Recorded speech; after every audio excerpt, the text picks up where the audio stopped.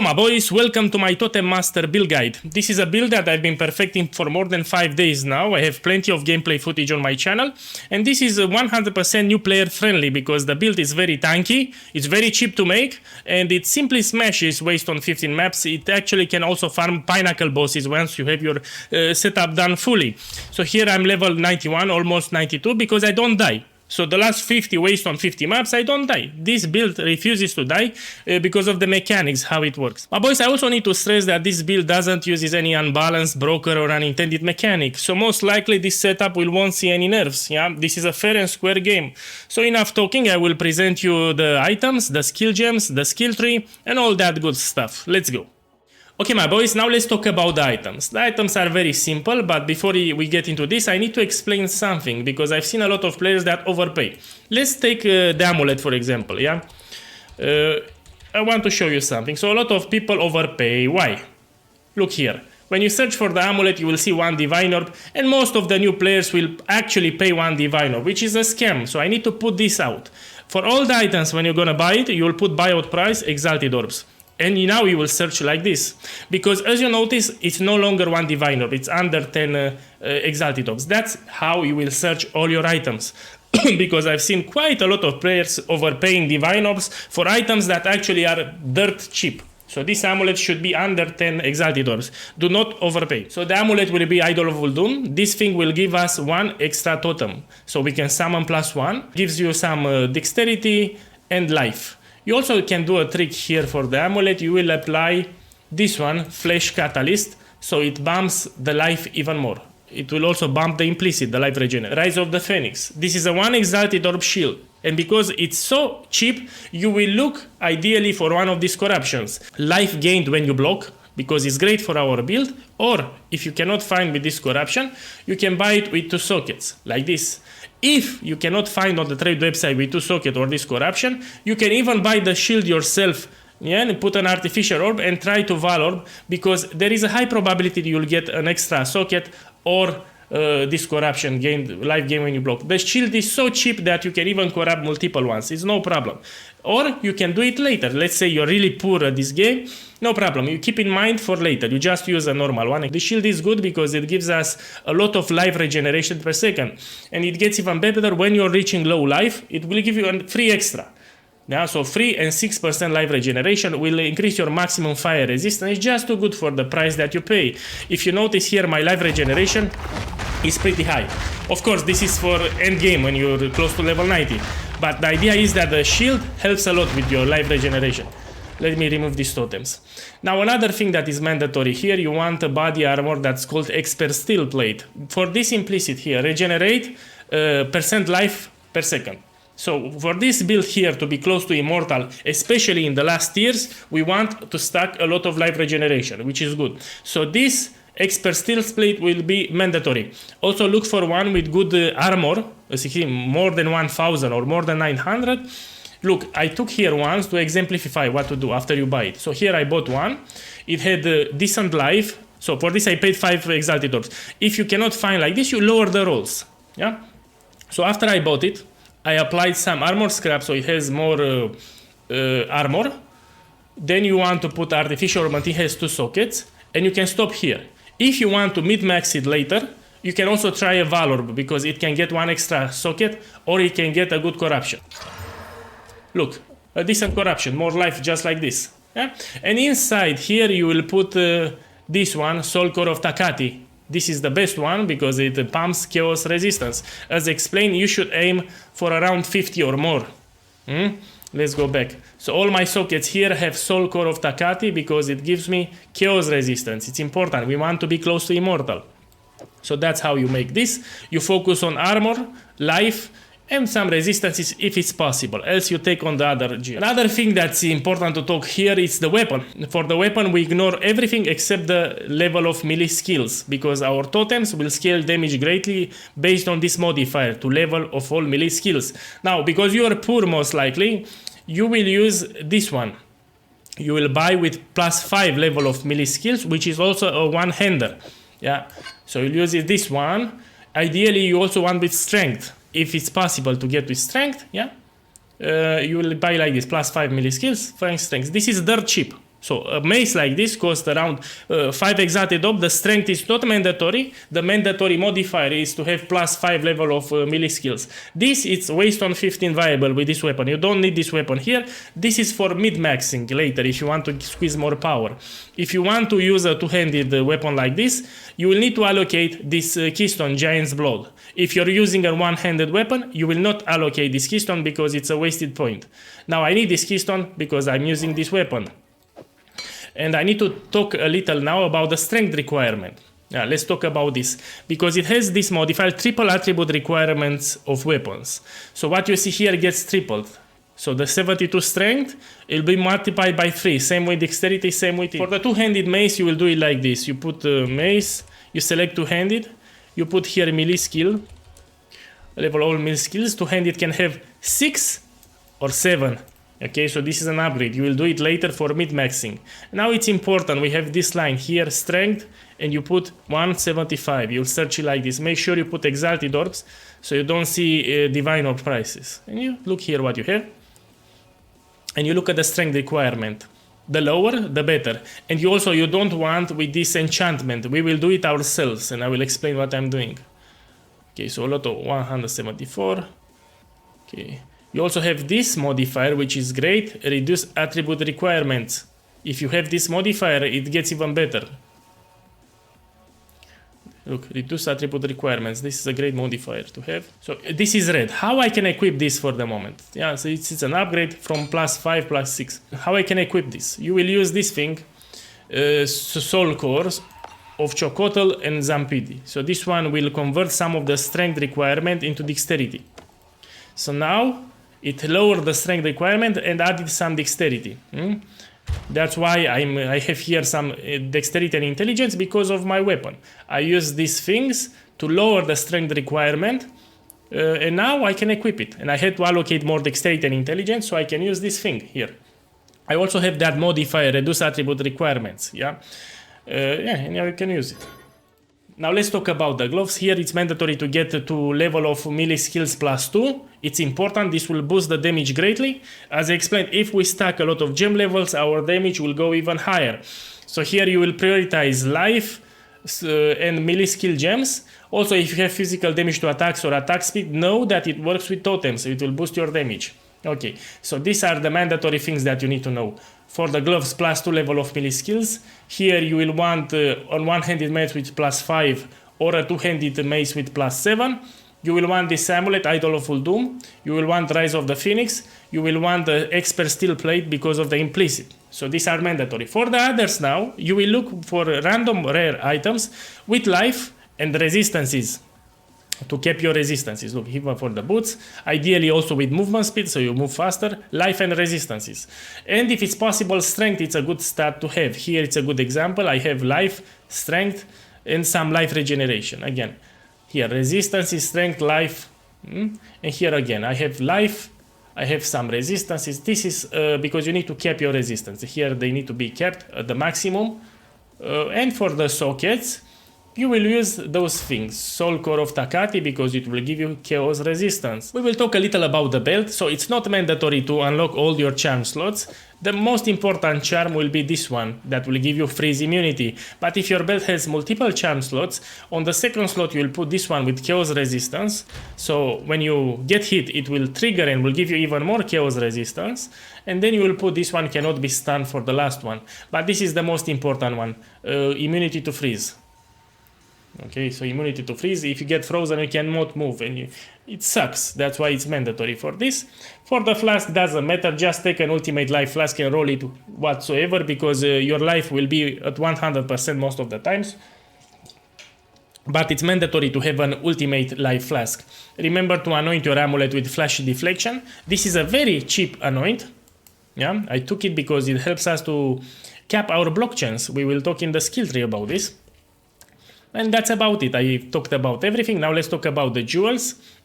So in the skill tree, we're stacking these jewels mostly for the block chains. So as you notice, all these jewels have block chains because it's important to cap our block chains. We have this Ascendancy node that makes it harder to cap our block chains because you have 35% less block chains. That's why we need these jewels. And for the other modifiers, consider looking for this. Increased life regeneration, totem damage, totem placement speed, melee damage, damage with attacks, damage with maces. These are all great modifiers, yeah, that you can take. But the priority is to getting blockchains on these jewels. Now let's talk about the skill gems. Okay, my boys, here are the skills. This is a very lazy setup. Basically, you'll just summon totems in your maps like this, and you move around and everything will die. For harder bosses, for example, a pinnacle boss or a map boss, you will also do this scrap. Yeah, because it will break the armor of the boss and give you stacks of rage. It will also daze the enemies. So let's say you have a map boss or a really tanky rare, you can do this 2-3 times and you'll have a good time. Now let's explain the gems, what I did here. Let's start with the important one, which is Shockwave Totem. So I did plenty of gameplay footage on my channel without the last support one. This is just to know when you get your perfect jewel slot and you unlock the last slot, you will put this one. Let's start with the basics. So for Shockwave Totem, make sure that you always level it up using uncut skill gems, because I've seen quite a lot of players that don't level up. So this skill here does more damage based on gem level. This is the most important stat that you get. That's why you need to level it up. Another thing that you might want to do is to apply quality, because it will make the totems attack faster. So here are the support in this order: heft, brutality, martial tempo, heavy swing. You should prioritize, if you're doing waste on 14-15, to have at least this 4 set up. So later, if you put Jagged Ground, the damage will be even bigger. Why we put Jagged Ground? Simply because these Shockwave Totems deal bonus damage if they slam on Jagged Ground. Yeah, so this will pump even more damage. Will be for the last socket. So you will unlock it exactly in this order. Let's say you have 3 sockets, you will use Heft, Brutality, Martial Tempo. You unlock the 4th slot, you will add Heavy Swing, and for the 5th slot you put Jagged Ground. In this order, it was very carefully calculated. For the Resonating Shield here, we will put magnified effect, so it affects a larger radius.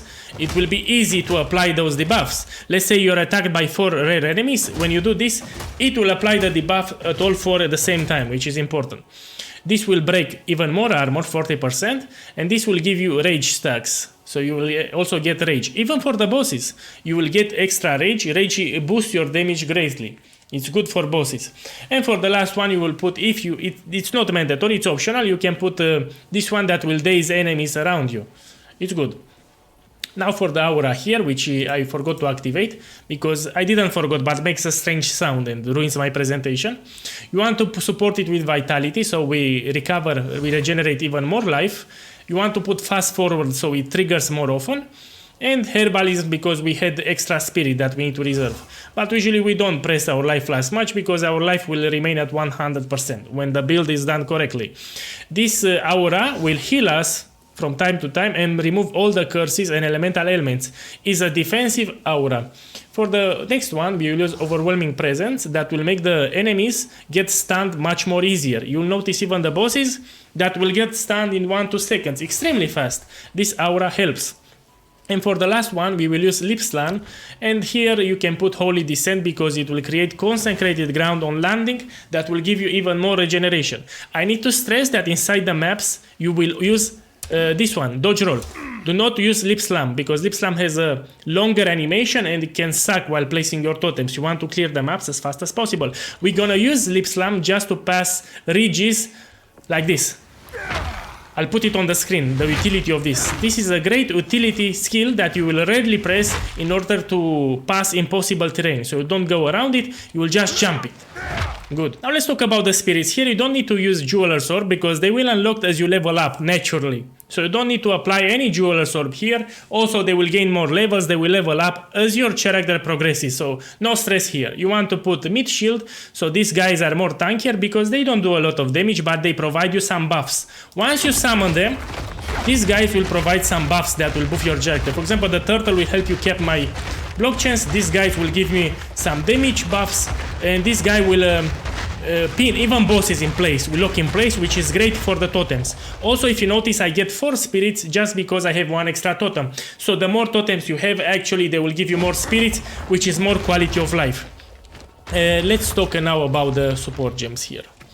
So this gives more life. Culling Strike, so the enemies get culled. It's especially good for bosses and rare enemies.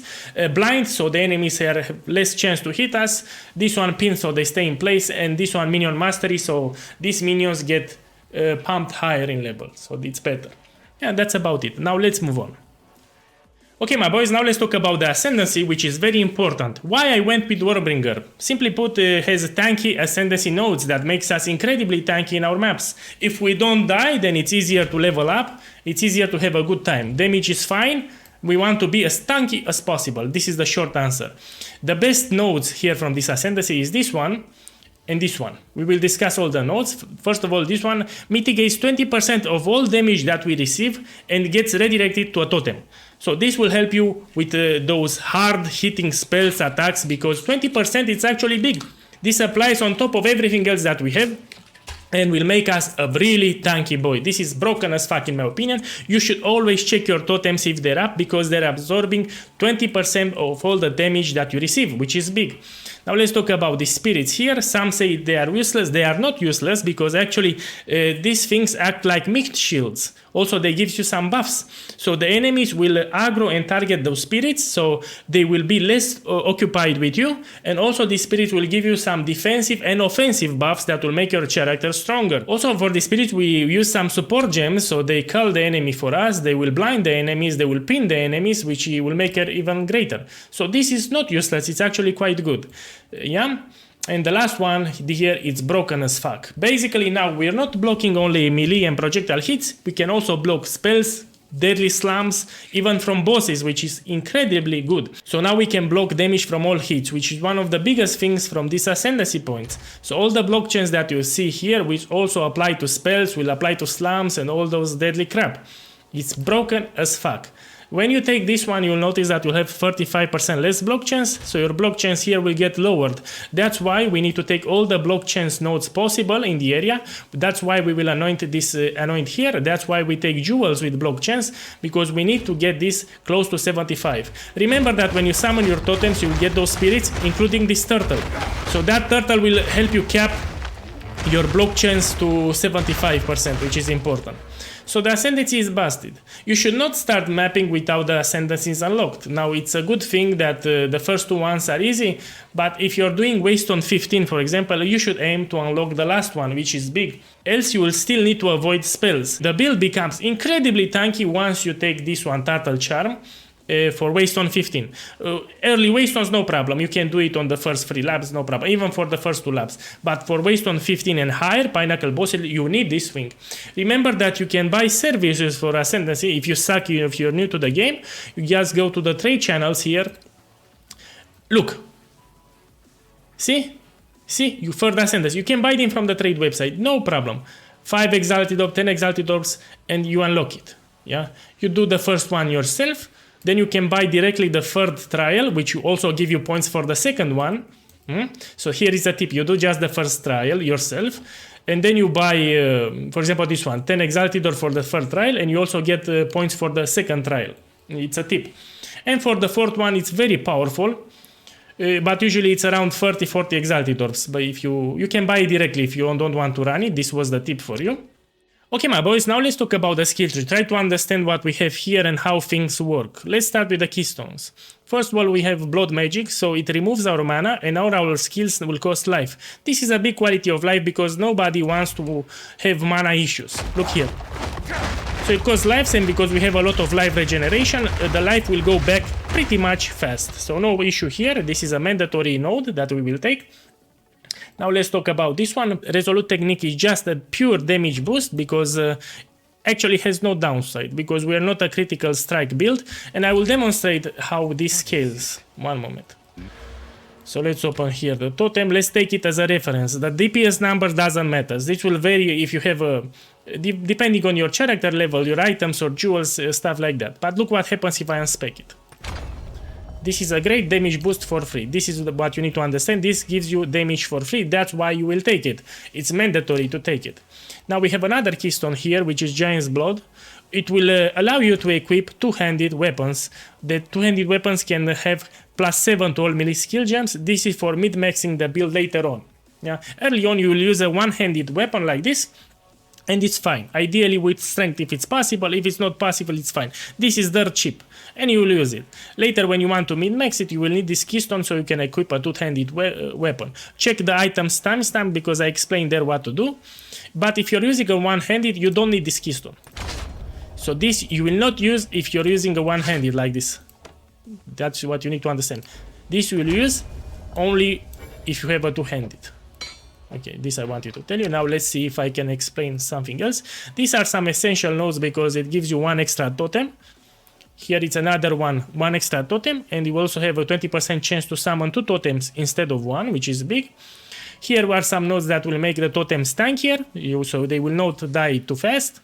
Here more totem damage. So these are totem related. Now here it's an important one that will help you with the tankiness. This is big. You should actually try to take it once you reach the mapping phase. So when you prevent damage, you recoup it as life. This is big. This is also a great damage boost for just 2 nodes. You will take it. Here are some block chance nodes to help us keep our block chance, especially because we unlock this Ascendancy, which makes it harder to keep our block chance. This is a big damage boost because it increases damage per our block chance. So if your block chance is high, you need to take this here. Here more damage, breaks armor, nothing special. If you need strength to equip your items, remember that you have great nodes here that gives you a lot of flat strength. And also here, it gives you 12 strength and reduces maximum mana, but because we don't have any mana, we actually don't feel the downside. Yeah, so here you have more stat. You can look at it, you can even take this one, but it's not that big damage boost. We have better nodes. But in case you ever need more strength, just take these nodes because they give you more than 10 strength, which is good. That's about it. In the item section, I explained the jewels, what to aim for, so you might want to take a look there. And the anoint here for the amulet because it's dirt cheap. It uses cheap emotions. Greed, guild, greed are cheap emotions, so you don't pay much. It's good. This is the skill tree. Now let's move on. Okay, my boys, now let's talk a little about the campaign. You need to understand that when I created this build, I created with the endgame mapping system in mind. It was not for the campaign, but because a lot of guys contacted me, we can actually use it in the campaign, starting Act 3. Basically, once you reach here at the bottom, these totem nodes that gives you one extra totem, this should happen in Act 3, you can spec into this setup without any problem. Just make sure you also have the amulet. And in order to pump more damage, you will buy gloves with +1 level of socketed skill gems. And also you have those maces, remember. For the campaign, I think you can use +2 level of all melee skill gems, +3, and they will pump the damage. You can use those and it's perfectly fine. The problem is for Act 1 and 2. Again, this build was designed for the end game, not for the campaign, but I can give you some tips until you reach Act 3 when you can do this swap. I will give you some tips. The thing that I use for leveling this warrior, it's using public party play. So here I'm doing gameplay footage. Actually, it's the same character that I leveled, and I show how easy it is to complete the Act 1 and 2 with public party play. You can join a party, just follow them around until you reach Act 3, no problem, or you can create your own party. And the second tip that I will give you is to use leveling items. For Act 1 and 2, leveling items, leveling uniques can help you. You just buy it from the trade website, some overpowered uniques, and use that. You can spec into this setup in Act 3 normal difficulty. I need to stress it again, once you reach these 2 bottom nodes. Now I also created a mobalytic links here with the gem setups, with the items, with the skill tree, and all that good stuff, but mobalytics doesn't allow me to put different skill trees, just one, which will be the final one here. So I need to show you in this video the progressing order for the campaign. So follow my mouse, this is how you will progress your skill allocation. You'll go here, take these nodes, then you go here at the bottom, you go and you rush for this node here that gives you 1 extra totem, and then you take this 1 extra totem. At this point here, you can spec into the build and follow the build guide, even in the campaign, which will happen in Act 3. Then you will want to take these nodes as follows. You will rush here for the Resolute Technique Keystone, because this will give you free damage, and then you want to take these totem nodes here, and then you will take this totem node. At this point, you will enter the end game. The first thing that you want to do here is to rush for the Blood Magic Keystone, so you don't have to worry about mana. Yeah? And you also want to take this one as fast as possible, so it will help you with the tankiness, and you'll start stacking block chance nodes. Block chance, block chance, block chance. That's pretty much it. Remember to anoint this one for more block chance, and it's important if you're reaching the end game waystone system, you want to have at least the 3 labs done. Check the Ascendancy timestamp because I gave you some tips to unlock it fast. And that's about it. You can use it in Act 3. Long story short, I will always update the mobalytics links here and put more useful info. For example, here for the vial quest, I put what to take, and I will add even more text here that can help you. Whew, I talked a lot. But I still need to talk because I've seen a lot of new players that don't pay attention to these quests. You see, if you have this plus icon, means that you receive a bonus. For example, you get spirit for your aura, you get some resistances, you get here passive points, you get here passive points. You need to do all these small quests because I've seen a lot of guys that don't unlock everything. Look here, maximum life. You need to make sure that you take all the bonuses from the campaign, else you'll have a harder time, you know, when you reach the end game. Even here, let's go to Act 1, Cruel difficulty, you still need to do this all over again. So it's easy, you have a plus icon. If it gives you something, you have a plus icon. Even here, now it gives you increased maximum life. Look, it's big, so you don't want to skip these nodes. Again, I've seen a lot of people that don't do everything, which is pretty bad. Look here, get 2 weapon sets. You need to pay close attention because you will see it in the minimap icon. Even for Act 3, which is important. Here also for the spirit, because there's a quest that was skipped by a lot of guys here. So this thing here will give you more spirit, so you actually have 100. It's in Cruel difficulty, Act 3. You want to do it again. That's about it. And last reminder is that on Guild Discord server you have a dedicated channel for this build where you can post questions, or if you encounter problems you just write in this text. So on top of the mobalytics links that can help everyone, you also have that Discord channel. See you there. Good luck.